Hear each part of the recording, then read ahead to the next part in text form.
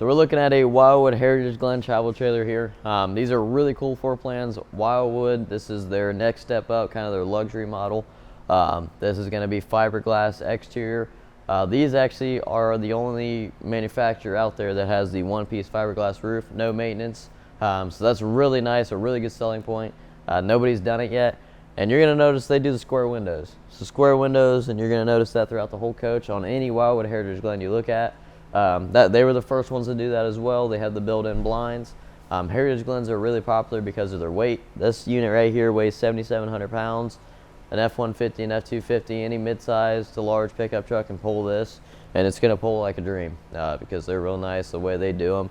Quality on these are unmatched for the price point, and that's why Heritage Glen does well. They did great on the 2025s. 2024, they switched a lot of things and went to the square windows, one-piece fiberglass roof.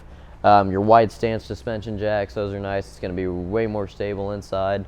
Yeah, I'd encourage you guys to check them out, do your research on them, and come get the best deal from us. Thanks.